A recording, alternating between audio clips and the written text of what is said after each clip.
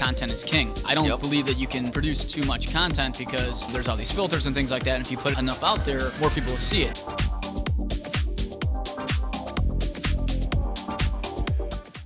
Welcome to the Matt Laricy Project. This is a show about all things real estate, business, marketing, and entrepreneurship. Each show consists of myself, Matt Laricy, a member of my team, and a guest. This week, the MLG member joining us today is Joe Ruick. Joseph, how are we doing today? Doing all right, hanging in there. This is Joe's first appearance as a married man after his extravagant Napa-style wedding, which we dedicated a whole vlog to. I was impressed. How do you feel? Although the wedding footage, there was only like 30 seconds. Well, it was more about the wine than the wedding, I feel. So, this week from sunny LA, Season 2, Episode 8 is LA and Chicago. Today we have the big hitter, Ivan Estrada. Ivan is a top-selling agent in LA and works for Douglas Elliman. Ivan was also a fellow winner of the 30 Under 30 award in 2014. Ivan, welcome to the show. What's going on, guys? Ivan, we appreciate you being here, and you've been a big hitter in LA for a while now. What you do? Like, what made you want to get into real estate? So before I was in real estate, I was in accounting. I was Okay. a CPA, and that was not fun. It sucked, actually. Yeah. But real estate was something I never even thought of. I was kind of thrown in that direction by a friend. He's like, I saw $1 million listing, and I think you would probably be a good real estate agent. And I was like, I'm not a salesperson. That's not my thing. He's like, it looks really easy, right, on which TV? is totally not, right? Right. And so, like, I did an internship, and literally on my second day, I was like, this is it. This is what I need to be doing. What was your That's calling? what I love to do, yeah. Were you from LA originally? Yeah, born and raised. So, and what part of LA? Like the downtown or like I a grew up in suburb? Pasadena. Yeah. But I live in Beverly Hills now. Okay. Yeah. I feel like LA is like one of those areas where it's kind of like Chicago, where people say they're from Chicago, but they're like 6 hours like, away. Like adjacent. Yeah. No, I was actually like born and raised. So you're in the 90210? 90212. Okay. Yeah. The 90210 just came back on TV, by the way. It did. I did never watch it. watched it. Oh, I watched it was when I was a never kid. into it. Oh, I couldn't stop watching it. No, my parents, they'd never let me watch TV. Oh, Yeah. Yeah, I don't know about that. So, you're also a winner of the 30 Under 30 award, and in our industry, it's kind of a big deal. You won it the year after I won it. Did that change your career at all? I think it like helped me like get in the right mindset that I was going in the right direction. I don't think it was something that like levitated me to a different, stratosphere in my career. I Sure. think it just like reminded me like you're going the right direction. This is totally your thing. Like, let's kick it out of the water. Was that something you definitely was striving to get for a while, or I did, like, I think for like 2 or 3 years. Like, it's something I definitely wanted to do. Did you apply for 2 or 3 years, or did you get your first try? No, I did get it on the first round. Damn. Yeah. I think it took me 5 or 6 Really? times. No. Yeah. Really? Yeah, it might have been 6 times. I got it like my last year too. I mean, I made the finalist twice, top 50 twice. Okay. But it was my. You gotta do a good video. It's all about the video. Yeah, I mean, well, at that time, when I won it, like video was like just like in 11 and 12, like people weren't even doing the videos. They said I was the only one. But. Matt had his just MySpace photo up there. Yeah. You Oh, the still have a MySpace. You still have a Hey, MySpace? I still have one. I don't check it. My I still MySpace have page one. is live. You never know where a client could come from. What if they're only Exactly, searching you on never know. MySpace? So when did you know that you were going to make it big in the business? I think, like, when I started doing video like 7 years ago. Okay. And I started getting a lot of pretty decent clients from other CPAs and other attorneys. And I think having that CPA background like really like helped me out, because they were like, look, there's like no one else in town other than like 2 other agents that are like CPAs. There's a ton of attorneys, and like if you just connect with the right people, which is like business managers, real estate attorneys, divorce, probate, other CPAs, financial advisors, like you're gonna make it big. And I think that's when I was like, I'm so glad I did the accounting, because it was something that I thought like was wasting my time doing, but it actually was like it's been like my ace of spades. Do you know who else likes accounting? I know, I heard. This guy He here. told me. So it gives you a little bit more credibility. Yeah, of course. Like especially in LA, like there's so many real estate agents. I think it's like what makes you different from everyone else. How many agents are there in LA? 14,000. 14,000. That's just like LA proper. Yeah. So then, like surrounding areas, is there like a bigger? Because you I think guys there's have 28,000. okay. Because you guys have something Don't called quote me on that number. Yeah, like I roughly looked though? it up yesterday. yeah. But your association's called CAR too. CAR. California Yeah, Association of Realtors. Realtors, We're yeah. CAR as well, which is Chicago Association of No Realtors. way, So yeah. we're both CARs. Did you realize like there was one tipping point in your career that kind of put you over that edge? Like when you were like, this is it. Like there was one moment that defined it. I think it was like a pretty like large sale that I did, which is $28 million. How much? 28. 28 I know. million. Fuck. I know. Man. I think once I closed that, like, I don't know, I just kind of like, I grew up, like my family, like we didn't grow up with a lot. So for me, like to get that check was like, holy shit. Yeah. Like this is a pretty big deal. And I actually like helped my parents pay off their house. Yeah. And then the rest I just started like investing in. I was like, oh my God, like this is just the beginning. So 28 million, was that a single family home? It was in Bel Air. Are you able to say like who bought that? Was it like a celebrity? It or was just... not. It's funny. Like not a lot of celebrities could afford homes like that. It's more like this was like a business owner. Like most of the people with money are either old money or they own some type of businesses. But like celebrities, unless like you're an A-star celebrity, Yeah. you're not buying houses like that at all. So, unless like- you're like Beyonce or like. Do you take like celebrities that are like D-star celebrities around and they're like, and they're dude, I have YouTube stars. I have reality stars. and they're like struggle. What about like? Do you ever get the guys like they were reality stars like 10 years ago now to like trying to find like a $200,000 condo and you're like, dude, that doesn't No, exist. they're renting. They're not buying anything. They're renting houses. Yeah. Unfortunately. Man. So you said you got that $28 million sale. How were you able to like? How long were you in the business before you got that big sale? It was like my 4th year. Wow. My 4th year. But literally it was all like, it's all about like networking, right? Like Yeah. every day it's like, I like always have a list. I need to talk to 10 people. I need, be on the phone with 10 other people. Like I'm always networking, out and about. I'm part of like the Natural History Museum. I do a lot of stuff with them. Yeah. They have a big board of millionaires and billionaires, so it's always like nice to like, schmooze with them and hang out with them. And Do you find it like in LA that a lot of agents are just I just watch, what you see on TV and what you hear. Oh, it's God, like yeah. What you see on you, TV you, is you not land real. like you land like 2-3 deals all year, and then you're just like There's set. no way. I mean, I'm sure there's people who have that type of mindset, but not me. So Like, I always there's have like a certain number that I need to close at least. so there's like a daily grind. Like Always. are you out there working with $400,000 or $500,000 buyers or? My team is. Okay. But to be honest, there's no $400,000 or $500,000 home in LA like anywhere. Yeah. What's like the cheapest? $1 million? For like a condo, like $600,000-700,000. Okay. Yeah. So their price point's just much higher, but then again, For a the cost of one-bedroom. living and what people make out there's a lot more. Yeah. It's kind of like here, 400,000 or 500,000 is like probably average, but like if we went to Cincinnati, like 200,000. So it's just kind of like where you live. Yeah. So you mentioned team. Like when did you decide to go from an individual to a team? When I decided to have a life. Okay. Actually, my business coach about 3 years ago, he was the one who said, look, if we want to take this to the next level, we need to start adding more people to your team. And I've always been like a control freak. And so for me to like kind of hand that off was very difficult. But I just really had to like make sure I had like the right type of quality people that I could feel like, okay, if I'm away and they're back taking care of my clients, like, do I trust them fully where I can like actually go on vacation, not pick up my phone, not worry that they need some guidance or advice or something, office is burning down. Yeah. So when you go on vacation, do you completely No. shut off? No. Okay. No. There's still that time where like I'm on the pool and like checking stuff, confirming things. Like I don't think it's like possible for me to like completely like take myself away. Like if I didn't love what I do, I fucking love it. So Yeah. Can we say that? Yeah. Yeah. This is I swear often, so that's cool. How many people total do you have on your team now? I have 3. Okay, 3 so- people, 3 agents, myself, transaction coordinator, marketing coordinator, and my assistant. Okay, so 3 staff, 3 Yeah. agents, and they kind of. How many transactions you guys kind of do in a year, maybe? Like 60. Okay, and 60. what does that like relate Price to? points? Dollar like closed. 2.6 million on Okay. average. Okay, Yeah. and then what do you think you guys will close this year? I'm hoping 80. Okay, I'll probably do about 60 of that. what's like the biggest hitter in LA do? The what? Like the number one guy in LA. What's that? What are they?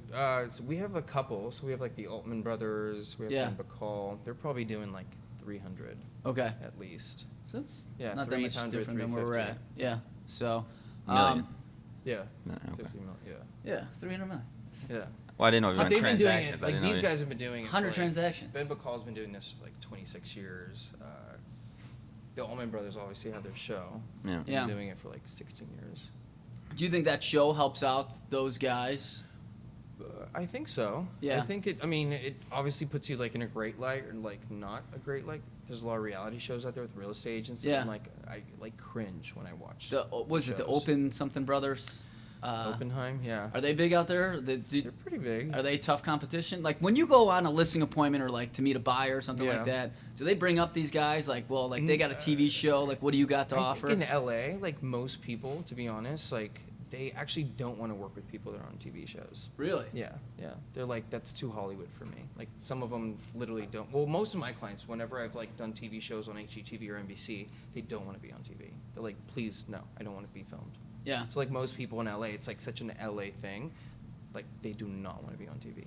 I just figured since it's in LA, everybody is just so used to being on TV. I mean, all there's the time. people, right, who like want like the attention. They're like, Yeah. like I'd love to like be one of the co-stars for the day. But like most of my clients, like actually like I have to sign NDAs. Like they would never be on TV. I could never put them on TV. Yeah, so probably certain things you can't disclose because especially if you're selling things upwards of 10 million, people are of a certain stature that they don't want to get out of like who bought what, so they're buying them in trust and stuff like that.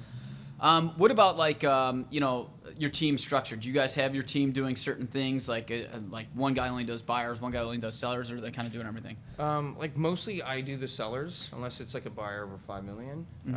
My buyers agents are usually just doing all buyers. Like if there's a listing, it's usually like a co-listing between us. But like anything that we buy, like Zillow leads, anything that comes directly to the office, I give to them. Like I primarily only work with like my sphere. Okay. People that come in like my past clients or like referrals from like an attorney or someone that I know really well. Those are the only people that I work with because it's just like that's the only like time that I can actually allocate to those people. Everyone else goes to the team, but I'm still always involved. So you guys are actively involved in like Zillow and stuff like that? Yeah, we do Zillow. Like honestly, like in the last couple, I would say like 14 months, I feel like Zillow hasn't been as great in LA. I think for most of us, like it's our sphere, it's the networking, it's just pretty much like getting out there, like literally like on the phones. Like I send them out door knocking, like just literally hitting the pavement. I couldn't imagine just getting a Zillow lead right now for 30 million. Yeah, Just like That's what happens. You know what? The biggest Zillow lead that I think I've ever gotten was like 1.2. Oh, Yeah. Anything above that, like those type of buyers are like They know go through somebody. their attorney or their financial advisor. I need to buy a place. Who can you recommend? So those are the people Right. that I'm like constantly like hitting hard, like through networking or like the CPA associations or just like if there's like some type of like fundraiser like event, like those are the type of people I'm always after. And, like, getting to meet. I mean, Zillow's gotten a lot watered down in the last couple of years compared to where it was like 5, 6, 7 years ago. I like to say that Zillow is more of a stepping stone. Like the only way you can ever be profitable off Zillow is to work the in our price points like $150,000 to $300,000 leads, which for you would probably be like $400,000 to like $600,000, where it's like almost meaningless. But those people eventually buy up. Hopefully they make it big, or they know a lot of people. So you got to do like a lot of small deals to make it worth your while. And it's tough because it is a much more grind. I mean, that's why we do a lot of transactions, but it's just kind of like a little bit of it's just another different way to get a lot more business.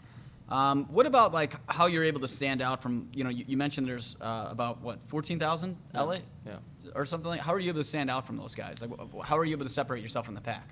So like 7 years ago, I started like doing my videos, which was like literally I would prop up a camera just like in the street and just like film like something like lifestyle related, design, architecture, tech. And then after a couple years, like it started, now I have like a whole team who like films it and through YouTube actually. I think like the videos definitely like took me up to the next level just because whenever I go to a client, like a seller, like obviously like they'll Google you and see who you are. Like all of my videos will pop up and they'll see that they've been going back for like 7 years, and it gives me that credibility and the CPA license and especially like back in LA, like going to USC or UCLA is kind of like a big thing. And I went to USC for business school, and that's like been like a huge thing for me as well. So you use like a lot of videos in more like listings and kind of like lifestyle to talk about the business and stuff like that. Totally. And now you use a production company out there. Is it hard to find a production company in LA? No. There's like it's so easy. Probably cheap too, right? A lot of everyone's intern going out there to like to like make it big in the biz. Yeah. Like either as a director or producer, a ton of actors, but like you can get something done super cheap. I would imagine that like you could get it done like almost for nothing, because then you could say like, hey, you need a portfolio for exactly. something. There's actually like my first guy that I ever hired was from USC, from cinema school, and it was $50. Shit. Yeah, Wow. $50, and it was like They just need some they need sort of something for their experience. portfolio. Yeah. Yeah. What? So like, and then what? You promote that on social media and stuff On like that. YouTube, Instagram stories, Facebook stories, LinkedIn, the newsletters, BombBomb, Vimeo, like list goes on. What's your favorite social media to use? I think Instagram. Yeah. Like I've actually gotten clients from Instagram, and I'm Yeah. like constantly like posting like stories, videos, photos. Like at this point, like it's not a ton of followers. I have like 13,500 people. Yeah. But it's all like people that my assistant actually targets certain people for me to like follow them, comment on their stuff, and then they start following me back, and kind of build like a social media relationship. Yeah. Instagram's kind of tough to build it up really high, because if you build it too quick, sometimes they'll start, knocking people off for some reason. Yeah. But so you do say that you do get a lot of business off Instagram and stuff like that. Yeah. Yeah? Oh yeah. Like at least I would say like 15% of my business comes from Instagram, which I think is like a pretty high number. Wow. I know you mentioned like you do a lot of networking. You're always networking. Do you do anything like in particular like with your network? Do you do like client appreciations Always. So like every year I have a big party. Last year we had at this place called Sir, and we had like ice sculptures, like the whole lights, like fog. It was in Halloween, so it kind of like had like a Halloween theme, like a very like people were like wearing costumes. We had magicians, fire breathers. Like it was pretty over the top. So you go And all out. I go all out every year. And then you have pretty good attendance, like. it was like 300 people.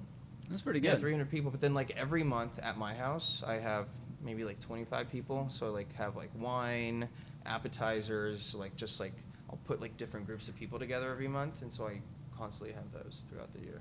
Okay. Yeah, that's a lot of people like to do that different networking aspect and stuff like that, and it's a good way to kind of get different people together that maybe may not have met, and then of course they always use you as the person that they said that like how they met. Kind of getting back to like technology and stuff like that. What about like virtual reality and stuff? You said you do video for listings and stuff. Are you doing VR and things of that nature? Is like Matterport taking off at all? I do use Matterport and VR, but I don't I use it.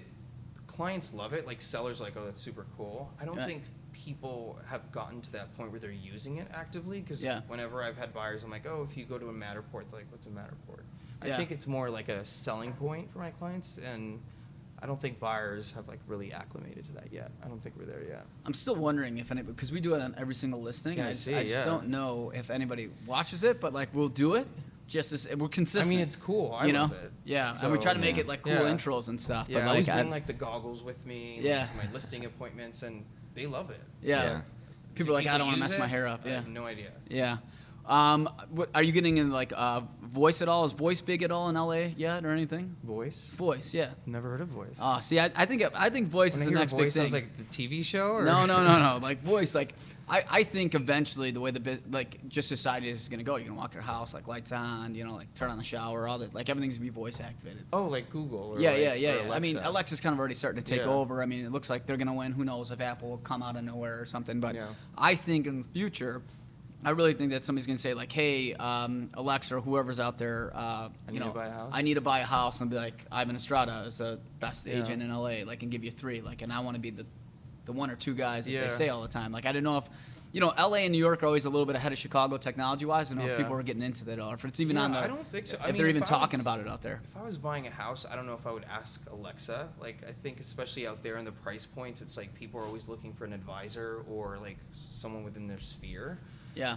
I mean, it's possible, but at this point, like, I don't, especially in LA, like, I don't think we're there yet. It seems like, though, like, you mentioned advisors a bunch, especially, and, the more I think about it now, I mean, if I'm spending $10 million on a house, I'm probably not going to call an agent up. I'm probably just going to have people call the agent up for me. You have your people who call their people, then call me. So how do you get in with the guy that's before the guy, like the main guy? Well, for me, it was my like CPA association. That's how I started like kind of meeting other business managers and CPAs. And because I have that license, like they were like, "Oh, you're a broker and a CPA. Oh, well, I'm gonna send all my clients to you because the guy that I'm working with is not even a broker. He's just an agent, and I feel like we speak the same language, and you'll definitely take care of my client like I do." Mm-hmm. So I think for me, like having that and like just like targeting certain events, like there's a ton of events in LA, like at all times. And you could either like, they could either be, productive or destructive. So I think, you know, like just going to those productive ones where it's like, you know, just meeting the right people and then just making sure, like, you know, they'll come to my house and have wine and cheese with like other people, or just constantly like just making sure that you are constantly working on that relationship.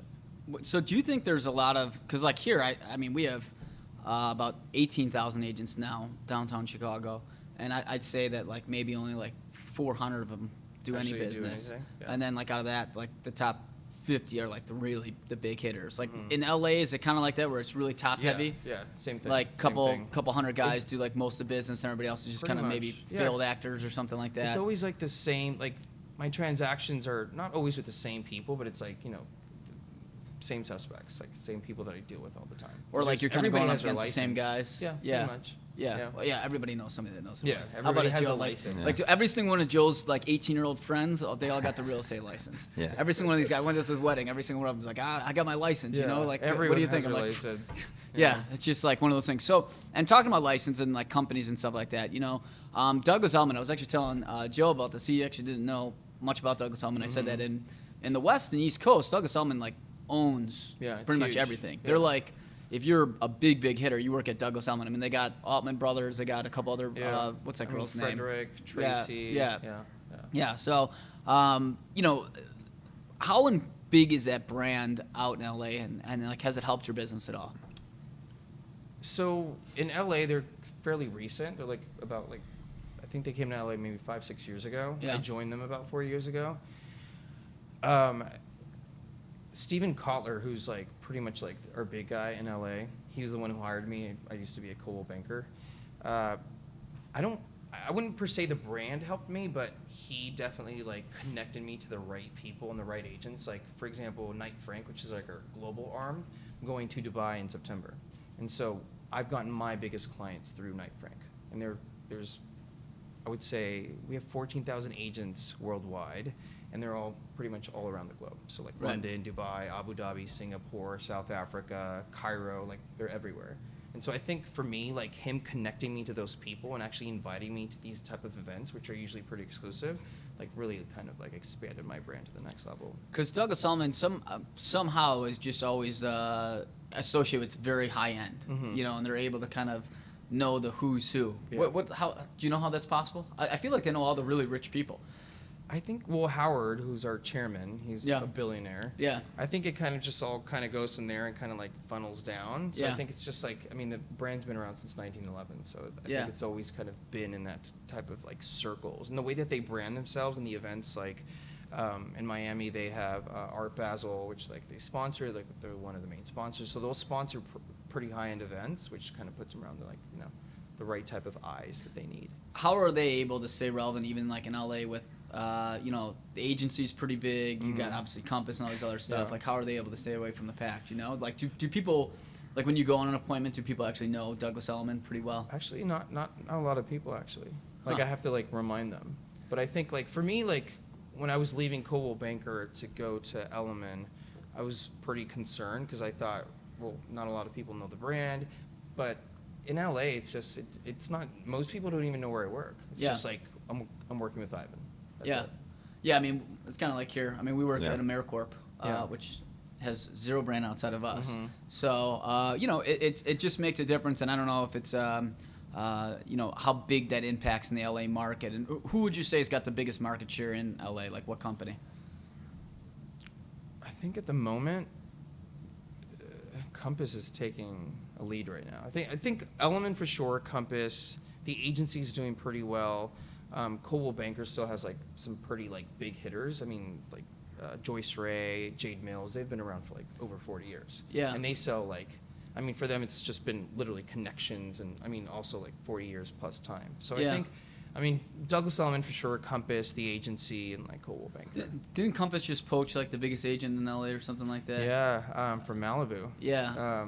He's like one of the Cortazzo. top. Yeah, he's one of the top 3 agents in the country. He's actually a really good friend. Yeah. So I mean, has that been making big waves? Like here, a lot of waves are being made with Compass because they're buying up a lot of the talents and kind of putting them under. Our agents talking a lot about it out there. Is it kind of like not that relevant? There's definitely a lot of movement for sure. Yeah. I mean, to be honest, like I think they're a good company. Yeah. I think for me, like my loyalty is still to Douglas Elliman, just because I think my career literally took like a huge jump after I did join the company. It was because of the relationships. I wouldn't say the brand per se, but I mean, they're doing pretty cool stuff. Sure. You know. What about Redfin? Is Redfin big up by you guys? Not at all. Like zero market share? They work with buyers. I think like some of the buyers who are like literally at a certain price point, they're like, oh, Yeah. a refund, that'd be great. But on the listing side, like it's non-existent. See, I always say that like Redfin on like the high end market, I can't see them like existing. We like had Purple Bricks too, and they were in and out. yeah, they went bankrupt really Yeah. quickly. Everybody was talking. If you ever read Inman is like the scare tactic. They tell you like I see it. Yeah, you're always every gonna not have a job or something like that. Oh yeah. And they said Purple Bricks was I've been gonna like take over. thinking about my next career for like the last 5 years. Yeah, Joe brings that up every day. He's like he's gonna go work What for are we Redfin. gonna be or- doing? Because there's Yeah. gonna be a robot taking over my right, job. right, and that's all they ever talk about. So I'm just curious out there. And then, what about like the market? Like, how is the market doing right now in LA? Anything under like 2 million is still fairly like moving. Yeah. Anything in the higher price points, I think, is really lagging right now. Yeah. 2-3 years ago, like that was not the case. And I'm pretty like, when I started my career, 3 years after, my business coach was like, I kind of always wanted to go up towards like the higher end, but he's like, no, we have to kind of do everything. Like you need to make sure you still deal with like your first time home buyers, Yeah. like, your move up buyers, and then you have like your luxury division. Yeah. And right now, anything that's moving is under 2 million, and that's what's literally kind of, I wouldn't say keeping us afloat because we're still doing pretty well, but that's pretty much like 80% of our transactions are under 2 million. Well, right now. I always say, and I say it to the guys, and a lot of people, make fun of, a lot of the big hitters in the industry make fun of me all the time, because, I still will take a $200,000 buyer out on a Sunday at 5 o'clock at night, and I always say that you got to have a really diverse portfolio. So if you have a lot of different vehicles on the ground, you can always have a really, really good year, and I never understood why you can have a bad year. And I mean, this year we're up 30-something% in a down market, and it's because for us, under 500,000 is still moving fairly quickly. Yeah. And sure, you might have to do 10 transactions a week to do $2 million, but Yeah, we're the definitely $2 million working is more sitting for there. sure. Yeah. Definitely working more. So you're saying you think in LA it's more favoring the buyers than the sellers? I think right now, the buyers for sure. There's a lot of sellers out there. I think a lot of sellers are at that point where they're like, okay, I think we're at the top. Mm-hmm. I need to sell. And a lot of those individuals are like pretty sophisticated buyers, so they're like, or sellers, so they're like in the 3 million to like 10, and there's a lot of that right now. So even just last week I went on 2 listing appointments, and they were like between 5 and 7, and I didn't take them because I felt like what they wanted was like way over than what the market is bearing. Yeah. And there's so much of that right now where it was like, okay, I could it's becoming more of a business decision now than like just having like a ton of listings. Just costing too much money to have it on Yeah, overhead, and and stuff especially like with that. the seller, it's like, well, I don't have to move. If it sells at this price, then I'll sell it. I'm like, no, Yeah. we're not going to do that. I met with a lady here on Friday, and I could have a possible referral for you because she has a $8.9 million listing take it. sitting on the market, Okay. and she doesn't think her person's doing it. But what she told me was the tariffs from China with China is affecting the market. 'Cause she said that like her place was posed for a Chinese buyer, and that and she's from China, and she's saying like a lot of them are not buying in LA anymore. Is they that used true? to. Well, yeah, they're like a couple of years ago. They were literally like off the plane with a suitcase with like buckets of money. Like they would go to escrow with an actual suitcase. Like China now, like there's only a certain amount that you could actually bring out of the country Correct. now. Yeah. So, but before that, like I was getting calls, and I thought it was a joke. Like it's like those emails you get from like someone in Nigeria saying, Yeah. like, hey, well, like Joe's literally- sending those guys money all the time. Dude, no. But I was getting those calls like out of nowhere. I was like, oh my god, like these are actually real people. Right. And we're doing really well. They were buying homes like sometimes like sight unseen, like listings that I had for like $2 or $3 million. Like they were like, I want to buy it. I'm like, okay. What has Representing slowed both that down? sides. Is it the Chinese? Because I know China's put a restriction on how much more money could go. I think it's we a have restriction. we have the tariffs going on. Is it kind of a combination, or is it just I mean, it money? could be. For me, it was more about like the barriers of bringing out cash. I mean, the tariffs possibly be a thing, but for me, it was mostly like my clients couldn't take out their cash. Like I had clients who, when that happened, had put in offers into properties and then had to pull out because they couldn't pull out the money. I've been saying this for years and nobody was listening, but I said that like at a certain point, China's still a communist country. they're going to get very upset that all their money is leaving their country, which is helping our economy and hurting their economy. And they don't have taxes in China. You know, the way when you buy a place in China, the way China makes money is that they actually own the land. So when you buy it, they own it for 100 years, and after 100 years, you have to buy it back off them, you know? So that's how they make the money. I'm like, at a certain point, all this money leaving the country is going to cause a problem. I think they've realized that. They did. And that's affecting a lot of different markets. So do you see a lot of international sales outside of China in LA? We had a lot of like London buyers, and then Brexit happened. That kind of like took that away. We had a lot of like Brazilian buyers. Those kind of now moved from like LA to like Florida. Miami, yeah. Yeah, but I think like most of my clients right now, like say maybe like 10% of them are international, and they used to be like 40%. I think right now people are just. What I hear from my international clients are like, we just want to see what's going to happen. Yeah, with the election and stuff like that. Yeah. I always say, real estate never performs well during election years because everybody thinks it's going to make a big difference. Yeah. But it's really not going to make any difference. But it's the perception that it's going to change. Yeah. I always feel like LA and Manhattan in particular are very driven by the international markets, whether it be the Middle East or Asia or, like Russia or stuff like that. When there's a big economy change, like a tariff or anything like that, do you guys see a big shift in sales because it's so driven by that maybe? Usually, and I think it starts in Manhattan first. Yeah. When they slowed down last year, then it took like a couple months for us to slow down. Yeah. And then for them, January, February, and March was bad. Yeah. And then for us, it kind of like lagged right after that as well. So like whatever happens in Manhattan, I feel like then like will trigger us like a couple months after. I always study Manhattan, LA, and then us, because usually it goes to Manhattan, to LA, and then it'll do to Miami, and then it'll go to us. And like I always kind of sense where the shifts are going on. Because like you can always tell, because New York, I always say, is a year ahead of us. So where their market is, so like last year their high-end market started slowing down, and everybody said like, what do you think the high-end market's condition? I'm like, well, LA or New York is dead right now. And I'm like, if they're dead, it means that our spring's gonna be awful. So it's like, to me, it's really predictable because all you have to do is like in New York and LA. New York is like our crystal ball. Yeah, it's like then we can prepare and like put on our seatbelt and like just like yeah, you just watch ready. them. Yeah, and you just kind of like make adjustments for it. Like, how do you see like the rest of the year going for you guys? Do you see like a soft fall, a good fall? Like, I think it'll be a good fall. Like for me, the end of the year for me, September, October, November, December is usually my strongest. Yeah. I do a lot of 1031 exchanges with a lot of investors, and that's when they usually make, changes. I mean, this is for me personally, but I think also like the interest rates that did go down. I mean, in California, like our cap for like property tax is $10K, and then for the interest deduction, like it's pretty much non-existent. I mean, it's there, but it's not much, which really hurt us this year. I think New York and in California really like it hit us pretty hard, but I think like the reduction of interest rates is always great for us, and I definitely saw like a jump from buyers who were like, I'm just gonna wait maybe till the end of the year. Yeah. Interest rates went down, and now they're like, actually, let's start looking now. Yeah, the rates are in the gutter. Like, it's crazy. I think it's great. Do you guys see a lot of people actually even get loans out there? Because like They do. on like $10 million places, can people get a loan? Those are usually cash. Yeah. But most of them, like if it's under $2 million, $10 million bucks, man. Everything's cash. You know what I mean? That's like crazy. Seriously. Yeah. But anything under $2 million, I mean, that's pretty much like on a loan, or like like $2 million. Yeah. $2 million and below, it's probably a finance deal. And then what is your percent of taxes on a home?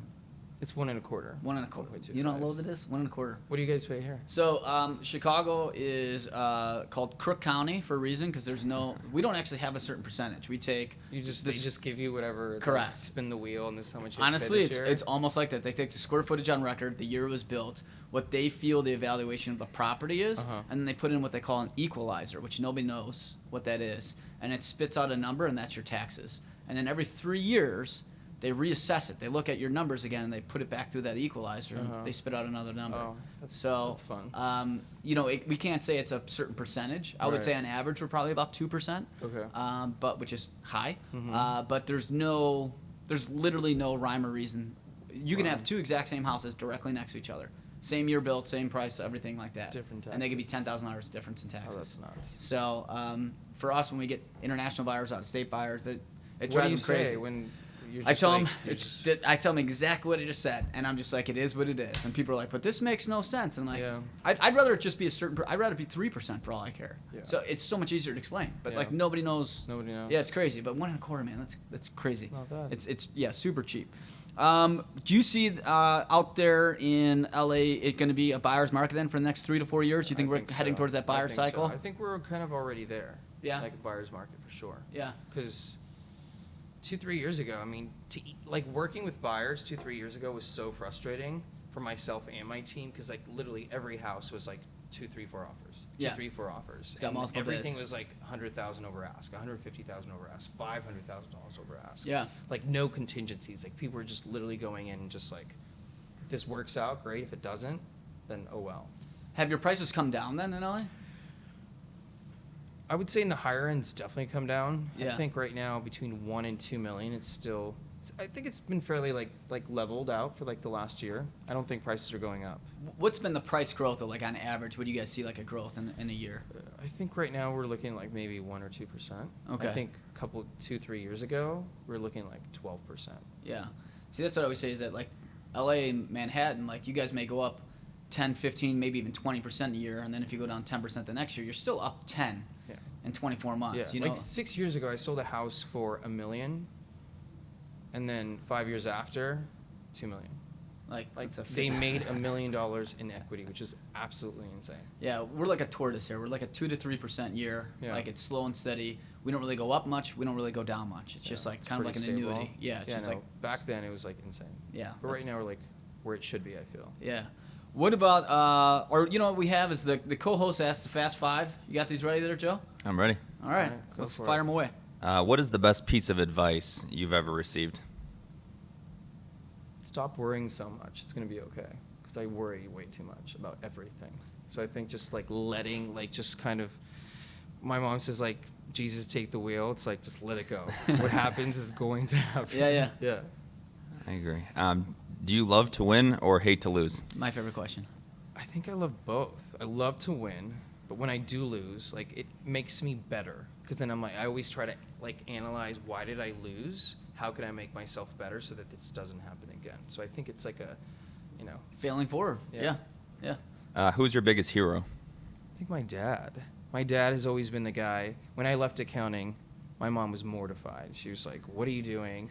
My dad, over. Yeah, she's like, you left, like, you went to USC, had the whole CPA thing, now you're going to be an agent, like, so-and-so. She's like, you're a loser. Exactly. Pretty much. That's what she pretty much said. Yeah. And my dad was the one who took me aside. He's like, you know, I hate what I do for a living. Right. But I had to do it because I wanted to make sure that, you know, your mom and you and your sister had everything, you know, growing up.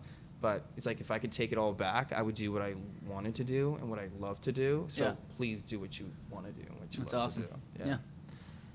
If you could have one superpower, what would it be? Sometimes I wish I could just like stop time, you know? Okay. Because sometimes just like things get so hectic. I think Yeah. in my business life, and, you know, and then you have your personal life and everything else. And sometimes I wish I could just stop time so I could breathe. Yeah. Because that doesn't happen ever. Like life just keeps going. If I could just like stop time to like take a second, just like you know, collect myself, I think that would be awesome. I could see that. So we changed this one up. What makes you LA? Yeah, we usually ask what makes you Chicago, but you're not from Chicago. So what's an LA thing? I think my videos that I do, I'm so LA. Yeah. Everybody's got to be on camera. Yeah. I love it. Yeah. Nice. All right, so where can people find you and what would you want to plug? My Instagram, Ivan Estrada Properties. On YouTube, it's Ivan Estrada. Website, www.ivanestradaaproperties.com. All right, make sure to tune into our next episode and subscribe to our podcast. Thanks for being on the Matt Laricy Project. Make sure to subscribe to our podcast, follow us on Instagram, and like us on Facebook.